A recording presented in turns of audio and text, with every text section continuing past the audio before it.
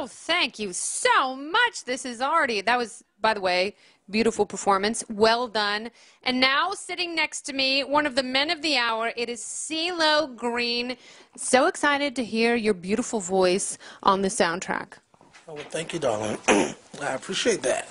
Well, I appreciate you being here, and I know a lot of fans so excited about the soundtrack. Soundtrack is out. The movie The Twilight Saga Eclipse comes out June 30th in theaters and IMAX. Tell me about your involvement. How'd you get started in this project? I was asked to be involved. My label, Atlantic Records, has a lot to do with overseeing and supervising the soundtrack, and so that was kind of close and convenient for me. And of course, I'm a fan of the franchise, and I'm proud to be a part of it. And we got a pretty good song on the soundtrack too, along with so many other great ones. You know? Now, we were talking with Metric, and they were given really specific instructions what to write about, what perspective to write from. What were your parameters? I didn't really have anyone be strict with me. The song itself was kind of in place for the most part, and they thought that it was fitting, like immediately, like, we think this song is great, would you be a part of it? Yeah. And I was like, cool, it was a no-brainer, so it wasn't as strict for me. Who did you sing to? Anyone in the movie? To all the lovers out there, what I mean? Like, you believe in love, and you believe that love can last forever, so, Oh, yeah. That forbidden love, the unrequited love. Is there any other kind? Well, CeeLo, let's check in with some of the fans. I know people have a lot of questions for you, including Taylor, who asks, what was the inspiration behind What Part of Forever?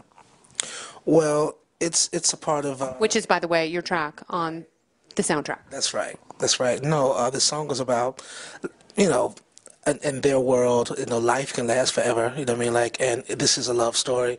And you would also want to believe that, love can last as long as life can, And of course, in real life, life doesn't last forever, but you do want love to live on, if not for yourself, for others who you love, So, not to be so deep about it, but, that's pretty much it. But it's heavy, the immortal aspect of love. Is there anything worth striving for more in this life? Touche. Touche. All right, now Ryan asks, do you think a good soundtrack is the key to a successful film? I think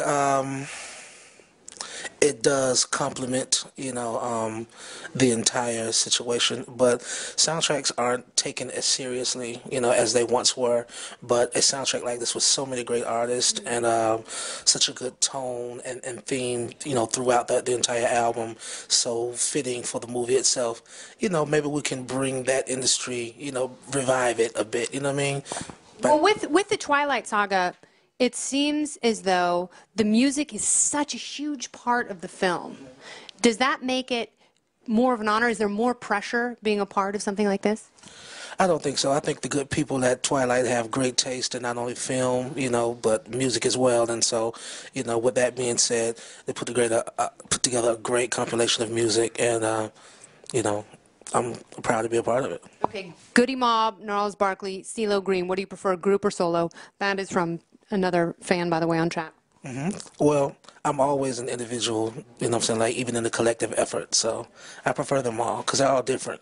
Yeah. Well, CeeLo, you are unique and awesome, and I'm glad you stopped by. Can't wait to see what you throw down on stage. We're going to hear your song in just a little bit. It's going to be beautiful. Let's send it back to Darren for a performance from Metric.